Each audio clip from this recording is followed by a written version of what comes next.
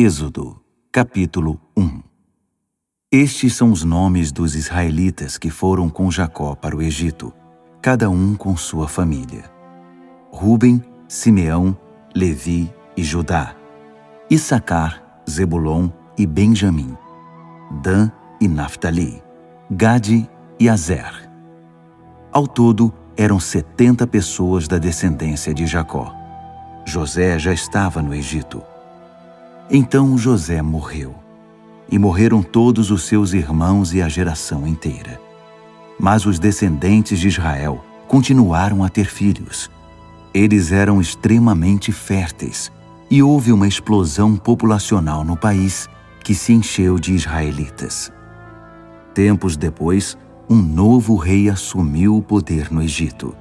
Ele nunca tinha ouvido falar de José, e apavorado, falou ao povo: "Há israelitas demais aqui. Temos de fazer alguma coisa. Precisamos de um plano para contê-los, para evitar que se aliem a algum inimigo nosso numa situação de guerra ou que deixem o país." A solução foi dividi-los em grupos para trabalhos forçados, sob as ordens de capatazes. Eles construíram para o faraó as cidades armazém de Pitom e Ramessés. No entanto, quanto mais os egípcios os pressionavam, mais filhos os israelitas tinham. Havia crianças hebreias por todo canto. Os egípcios ficaram com tanto medo de não conseguir dominar os israelitas que passaram a tratá-los com mais crueldade, oprimindo-os com trabalho escravo. Eles eram atormentados pelos egípcios e obrigados a fazer tijolos de barro e a trabalhar pesado nos campos. A sobrecarga de trabalho impunha a eles uma rotina cruel. O rei do Egito teve uma conversa com duas parteiras dos hebreus, uma chamada Sifrá e a outra Puá. Ele ordenou: "Quando vocês fizerem o parto das mulheres dos hebreus, olhem para saber de que sexo é o bebê. Se for menino, matem-no. Se for menina, deixem que viva." Mas as parteiras tinham grande respeito por Deus e não fizeram o que o rei do Egito havia ordenado. Deixaram os meninos viver. O rei do Egito mandou chamá-las e perguntou: "Por que vocês não obedeceram às minhas ordens? Vocês deixaram que os meninos vivessem?" As parteiras responderam ao faraó: "As mulheres dos hebreus não são como as egípcias, porque têm muito vigor e dão à luz antes mesmo que as parteiras cheguem." Deus estava satisfeito com as parteiras, e o povo continuava a aumentar, tornando-se muito forte. E como as parteiras honraram Deus, Ele permitiu que elas também constituíssem família. Então, o faraó expediu o seguinte decreto: "Todo menino que nascer deverá ser afogado no Nilo, mas deixem as meninas viver." Êxodo, capítulo 2. Certo homem da família de Levi casou-se com uma levita. A mulher engravidou e teve um filho. Ela percebeu que se tratava de uma criança especial, por isso o escondeu durante 3 meses. Não podendo mais manter o segredo, preparou um cesto de papiro, impermeabilizou-o com piche e pôs a criança dentro dele. O cesto ficou flutuando por entre os juncos, à margem do Nilo. A irmã mais velha do bebê procurou um local de onde pudesse observar o que aconteceria a ele. Pouco depois, a filha do faraó chegou ao Nilo para se banhar, e suas escravas ficaram caminhando pela margem do rio. De repente, ela avistou o cesto, que ainda flutuava no meio dos juncos, e mandou que uma escrava fosse buscá-lo. Ao abrir o cesto, ela encontrou a criança, um bebê que chorava. Ela ficou com pena da criança e disse: "Este bebê deve ser dos hebreus." No mesmo instante, apareceu a irmã do menino e disse a ela: "A senhora quer que eu vá e consiga entre os hebreus uma mulher para amamentar o bebê?" A filha do faraó disse: "Sim, vá." A moça foi e chamou a mãe da criança. E a filha do rei do Egito disse à mulher: "Leve esta criança e amamente-a para mim." eu pagarei você." A mulher levou a criança e a amamentou. Quando a criança foi desmamada, a mãe apresentou-a à filha do faraó, que o adotou como filho e deu a ele o nome de Moisés, tirado, dizendo: "Eu o tirei da água." O tempo passou e Moisés cresceu. Certo dia, ele foi observar seus irmãos hebreus e viu que eram submetidos a trabalhos forçados. Viu também um egípcio batendo num hebreu, um de seus parentes. Moisés olhou para os lados e, como não havia ninguém por perto, matou o egípcio, enterrando-o depois na areia. No dia seguinte, ele voltou ao local e 2 hebreus estavam brigando. Ele disse ao homem que havia começado a briga: "Por que você está batendo no seu próximo?" O homem retrucou: "Quem você pensa que é para nos dizer o que devemos fazer? Vai me matar também, como matou o egípcio?" Moisés entrou em pânico e pensou: "Já descobriram o que fiz." O faraó ficou sabendo do incidente e tentou matar Moisés, mas ele fugiu para a terra de Midian. Ao chegar, sentou-se à beira de um poço. O sacerdote de Midian tinha 7 filhas. Elas vinham ao poço, tiravam água e enchiam os bebedouros das ovelhas de seu pai. Alguns pastores chegaram e as expulsaram dali. Mas Moisés saiu em defesa delas e ajudou-as a dar água para as ovelhas.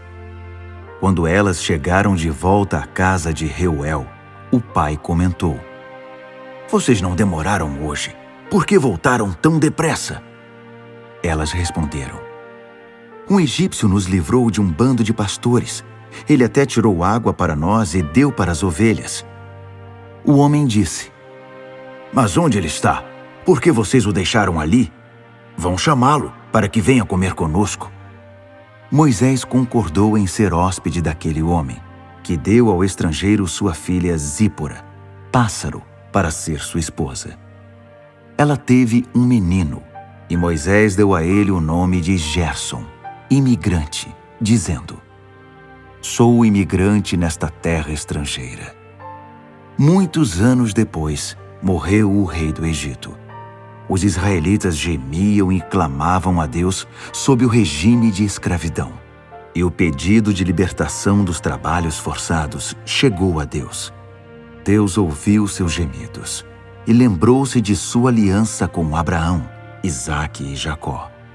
Deus viu o que estava acontecendo com Israel e entendeu a situação deles. Êxodo, capítulo 3. Moisés estava cuidando do rebanho de Jetro, seu sogro, sacerdote de Midian. Certo dia ele conduziu o rebanho para a extremidade oeste do deserto e chegou a Horebe, o monte de Deus. O anjo do Eterno apareceu a ele nas chamas que saíam do meio de um arbusto. Embora estivesse em chamas, o arbusto não se queimava. Moisés pensou: "O que está havendo aqui?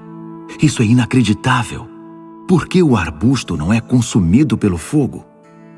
O Eterno viu que ele havia parado para observar o fenômeno e o chamou do meio do arbusto: "Moisés, Moisés." Ele respondeu: "Sim, estou aqui." E Deus disse: "Não se aproxime mais. Tire as sandálias dos pés. Você está pisando em solo sagrado." Ele prosseguiu: "Eu sou o Deus de seu pai, o Deus de Abraão, o Deus de Isaque, o Deus de Jacó." Moisés escondeu o rosto, pois ficou com medo de olhar para Deus. E o Eterno disse: "Faz tempo que venho observando a aflição do meu povo no Egito. Ouvi o povo clamar por livramento das mãos dos seus senhores, e conheço muito bem o sofrimento dos israelitas.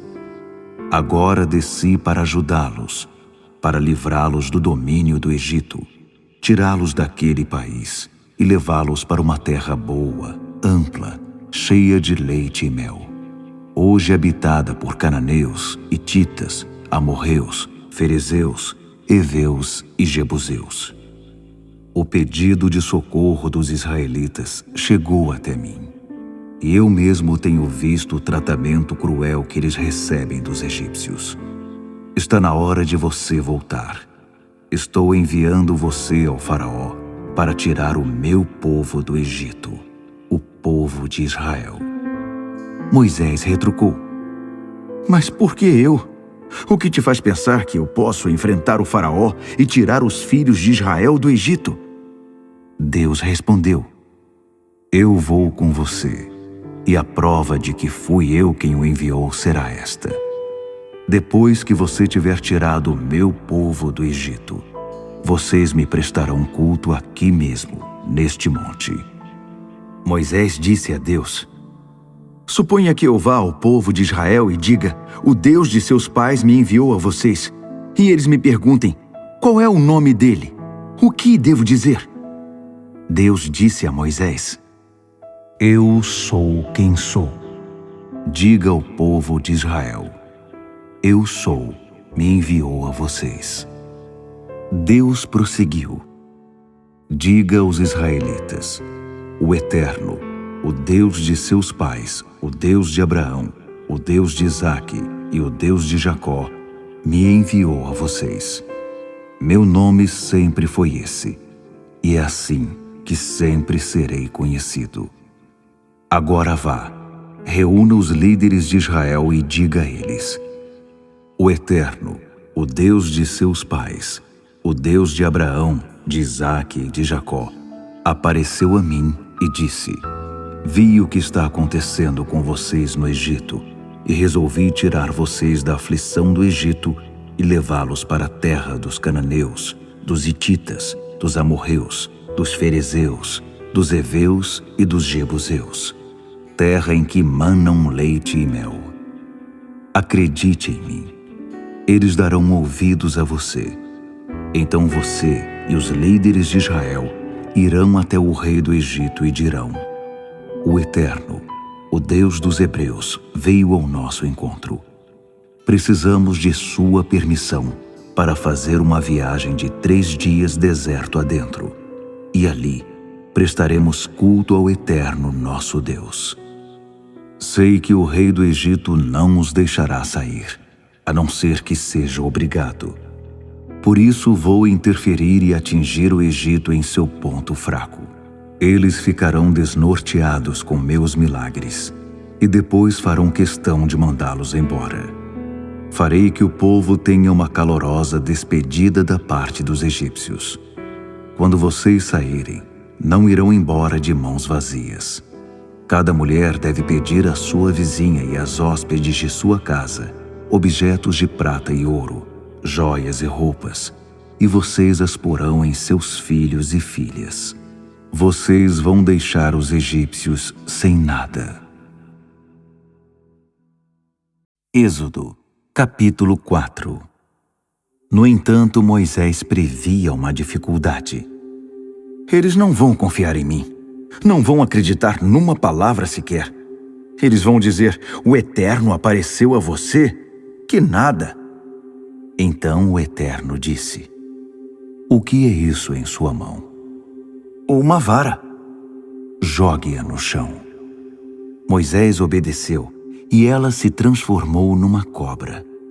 Ele tratou logo de ficar fora do alcance dela. O Eterno ordenou a Moisés: Estenda a mão e pegue-a pela cauda. Ele fez isso, e a cobra voltou a ser uma vara em sua mão. Assim, eles vão acreditar que o Eterno, o Deus de seus pais, o Deus de Abraão, o Deus de Isaque e o Deus de Jacó, apareceu a você. O Eterno disse ainda: Põe a mão por baixo da camisa. Ele obedeceu, e quando retirou a mão, viu que ela havia ficado leprosa, parecida com a neve. O Eterno ordenou: Põe a mão de novo por baixo da camisa. Ele fez isso. Quando retirou a mão, ela estava saudável, como antes. Se eles não acreditarem em você, nem se convencerem com o primeiro sinal, vão acreditar depois do segundo. Mas se mesmo depois de virem os 2 sinais, ainda não acreditarem, nem derem ouvidos à sua mensagem, tire um pouco da água do Nilo e derrame-a sobre a terra. A água que você derramar se transformará em sangue quando tocar o chão. Moisés apresentou outra dificuldade ao Eterno. Por favor, Senhor, eu não sei falar bem. Nunca tive jeito com as palavras, nem antes nem depois de teres falado comigo. Eu gaguejo e sou inseguro para falar. O Eterno disse: E quem você pensa que fez a boca do homem? Quem fez alguns mudos, outros surdos, os que enxergam e os cegos? Não fui eu, o Eterno? Por isso vá, eu estarei com você e com sua boca. Estarei a seu lado, ensinando o que você deve dizer. Moisés insistiu. Por favor, Senhor, manda outra pessoa. O Eterno irritou-se com Moisés. Você não tem um irmão chamado Arão, o levita? Ele tem jeito com as palavras e fala bem. E neste exato momento, ele está vindo para encontrar-se com você. Quando o encontrar, ele vai ficar feliz. Então você dirá a ele o que dizer. E eu estarei presente na hora em que você falar, e com ele, quando ele falar. Vou instruí-los em cada detalhe. Ele falará ao povo em seu lugar. Ele fará o papel da sua boca, mas você é quem decidirá o que deve sair dela. Agora fique com essa vara, porque você precisará dela para realizar os sinais. Moisés voltou para a casa de seu sogro Jetro e disse: Preciso voltar para meus parentes no Egito.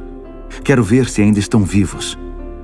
Jetro respondeu: Vá em paz. E o Eterno disse a Moisés em Midian: Pode voltar para o Egito.